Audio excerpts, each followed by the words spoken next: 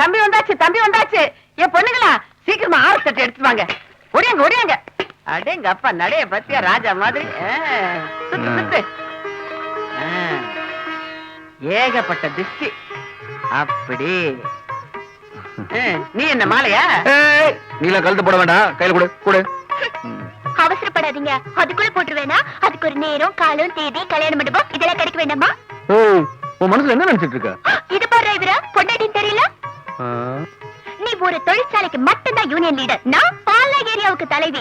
தலைவனும் தலைவியும் ஒண்ணு சேர்ந்ததா நல்லா இருக்கும். நீ இன்னும் ஒண்ணு ஒரு முழு தலைவனா நினைக்கலன்னா என் கஷ்ட காலம் வெயிட் பண்றேன். போஸ்டர் ஒட்டி போட்டி போட்டு போய் சொல்லி ஜெயிக்கிறவங்க மத்தியில எங்க அண்ணன் போட்டியே இல்லாம ஜெயிச்சிருக்காரு. அவரா இன்னும் தலைவராகல. அப்படி போடு கர்ணா. நீ பர்மனன்ட் ஆயிட்டியாமே. அப்பா நீ தொழிற்சங்க தலைவரா இருந்து கூட எனக்கு பெருசு இல்லப்பா. உனக்கு நிரந்தரமா ஒரு வேலை கிடைச்சிருக்கு, அதுவே எனக்கு ரொம்ப பெரிய சந்தோஷம். வீட்டுக்கார அம்மாவுக்கு உங்க அண்ணன் மேல ரொம்ப பாசம். இது பாசம் இல்ல வேஷம்.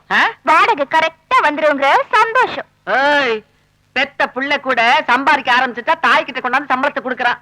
நீங்க சம்பளத்தை ஒண்ணும் கொடுக்க வேண்டாம், வாடகையை மட்டும் கொடுத்துட்டீங்கன்னா போதும். சம்பளத்தை வேற கையில கொடுப்பாங்களா? போங்க வாங்க உள்ள போலாம். வாங்க அப்படின்னு ரொம்ப அலையிறதுன்னு அர்த்தம். அலையிறனா?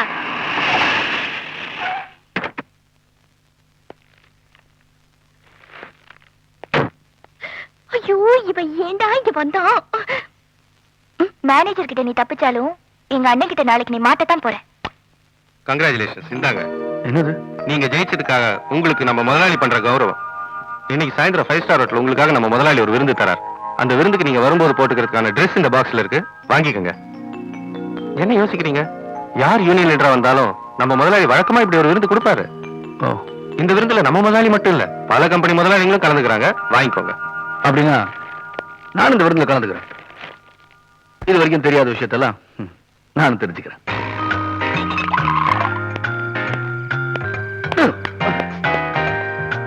Welcome welcome welcome welcome. உங்களை இவர் தான் எங்க யூனியன் லீடர் மிஸ் கர்ணன். வணக்கம். இவர் சண்முக. வணக்கம். இவர் ஜேபி ரப்பர் ஃபேக்டரி. இவர் ஸ்டீல் அண்ட் மெட்டல் இண்டஸ்ட்ரீஸ். கர்ணா, நீங்க யூனியன் லீடர் ஜெயிச்சதுக்காக ஒரு சின்ன பிரசன்டேஷன். கம்மியா பாஸ் பாஸ் பாஸ்.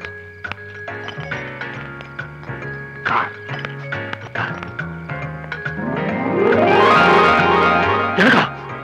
எனக்கே இருக்கா? யூனியன் லீடர் பதவின்றது சாதாரணமானதில்ல. இன்னைக்கு நீ 10,000 தொழிலாளிகளுக்கு தலைவர், நாளைக்கே நீ 5 ஃபேக்டரிக்கு யூனியன் லீடர் ஆயிட்டு 50,000 தொழிலாளிகளுக்கு தலைவர். நீ சொன்ன 50,000 ஓட்டு விழுங்குறப்ப மந்திரியே உன் வீடு தேடி வருவார். உங்களை மாதிரி யூனியன் லீடர்லாம் புத்திசாலித்தனமா நடந்துக்கிட்டா. கார் என்ன சிம்பிள், பங்களாவே வாங்கிடலாம். அந்த கார்ல ஒரு ரவுண்ட் போயிட்டு வந்துச்சுமா? ஒண்ணு என்ன 10 ரவுண்ட் சுத்து.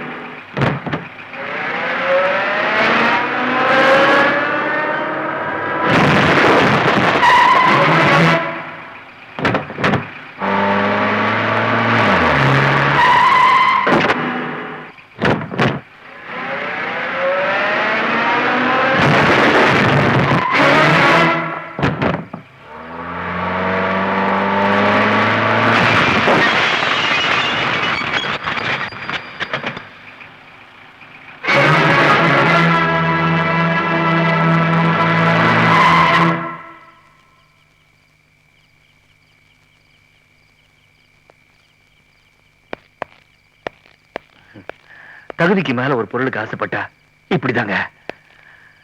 வண்டியை ஓட்ட தெரியாம எடுத்துட்டேன், இடிச்சிட்டேன், உடைச்சிட்டேன். உண்மையை சொல்றியா இல்ல என்ன அவமானப்படுத்துறியா? இங்க உன்னை சுத்தி இருக்கிற ஒவ்வொருத்தனும் பணக்காரன், கோடீஸ்வரன் தெரியுமா? உலகத்துல பணக்காரன் கோடீஸ்வரன் யாருமே கிடையாது. ஆண்டவன் கொடுத்த பணத்தை பாதுகாக்கிற வேலைக்காரன் தான் பணக்காரன். நீங்க உயிரோட இருக்க வரைக்கும் அந்த பணம் உங்களுக்கு சொந்தம். நீங்க செத்த பிறகு அந்த பணம் உங்க பிள்ளைக்கு சொந்தம். எவன் ஒருத்தன் தான் பணத்தோட அவன் பணத்தையும் சேர்த்து எரிக்க சொல்றானோ அவன் தான் உண்மையான பணக்காரன். ஆண்டவன் கொடுத்த சொத்தை பாதுகாக்கிற நீங்களும் கூலிதான், உங்க சொத்தை வளர்க்க பிறந்த நானும் கூலிதான். மொத்தத்துல இங்க இருக்கிற எல்லாருமே கூலிகள் தான். இந்தியாவோட கடனை பூரா ஒருத்தன் அடைச்சாலும் அவன் செத்த பிறகு அவனுக்காக இந்தியா பூரா குழி தோன்றதில்ல. அவனுக்கும் 6 அடி தான், உங்களுக்கும் 6 அடி தான், எனக்கும் அதே 6 அடி தான்.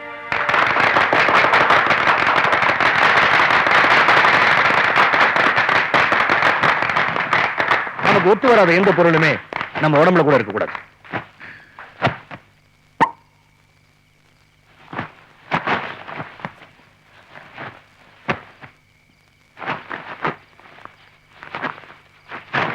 நீங்க கொடுத்த துணி எல்லாம் ஆடம்பரம். என் உடம்புல இருக்க துணிதான் என்னைக்குமே நிரந்தரம்.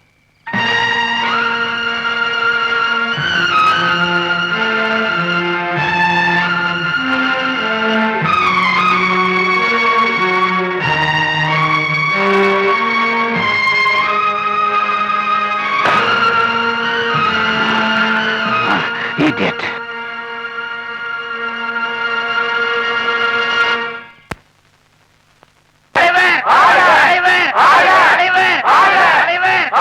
கவலைப்படாதீங்க.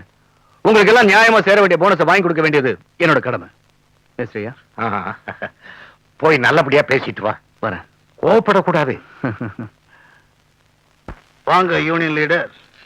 நேத்து எல்லாரும் முன்னாடி எனக்கு நல்ல மரியாதை கொடுத்ததுக்கு ரொம்ப நன்றி.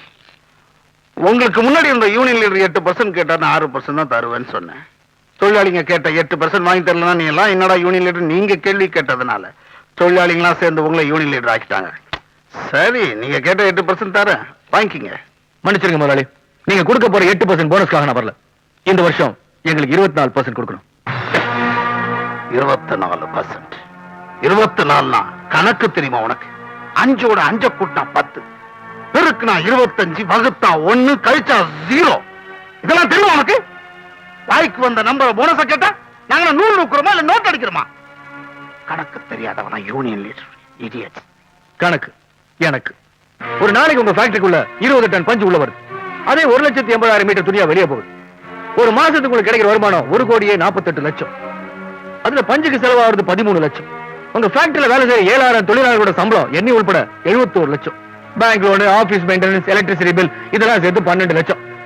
நேற்று எனக்காக நீங்க கொடுத்த விருந்து, காரு, இதர செலவுகள் 2 லட்சம் போனாலும் மாசத்துக்கு உங்க கையில சொல்லையா நிக்கிற லாபம் 50 லட்சம்.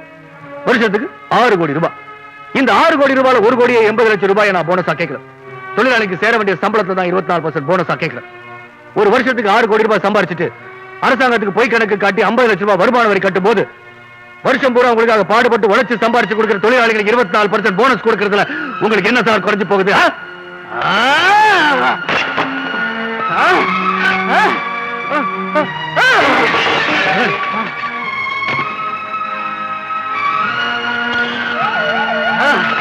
என்ன தெரியுமா?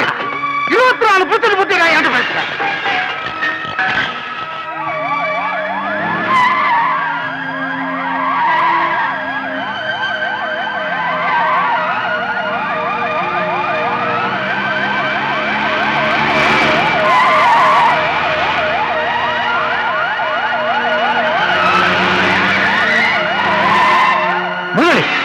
என்ன பண்றீங்க?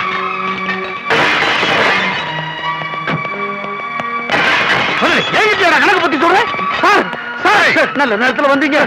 போனஸ பத்தி பேசலாம்னு ரூம்குள்ள வந்து இங்க இருக்கிற பொருள் எல்லாம் உடைச்சிட்டான். நீங்க தான் எடுத்து உடைச்சீங்க.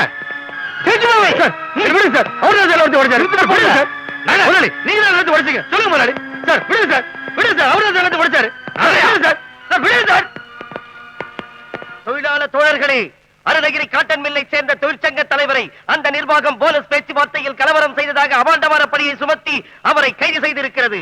உடனே தலைவரை விடுதலை செய்யாவிட்டால் நமது தொழிற்சாலையின் கதவுகளும் அவருக்கு ஆதரவாக மூடப்படும் என்பதை தெரிவித்துக் கொள்கிறேன்.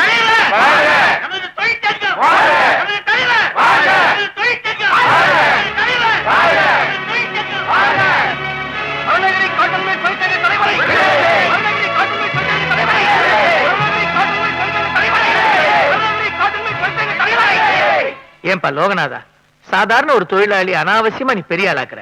யோ, என்னையா உளற?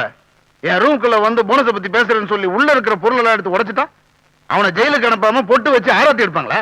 ஆரத்தி நீ எடுக்கிறியோ இல்லையோ, நீ அவனை வெளியே எடுக்கல, ஜனங்க நிச்சயமா அவனுக்கு ஆரத்தி எடுப்பாங்க. நீ அவனை உள்ள தள்ளதுல இருந்து சிட்டில இருக்கிற 6 பெரிய ஃபேக்டரி அவனுக்காக ஸ்ட்ரைக்ல இறங்கி இருக்கு. நீ இப்ப அவனை இமிடியேட்டா ரிலீஸ் பண்ணல, என் ஃபேக்டரியை சேர்த்து எல்லா ஃபேக்டரிக்கும் அவனே யூனியன் லீடர் ஆயிடுவான். சரி சரி, நான் போன் பண்ணி அவனை வெளியே விட சொல்றேன். என்ன அனாவசியமா பயமுறுத்தாத.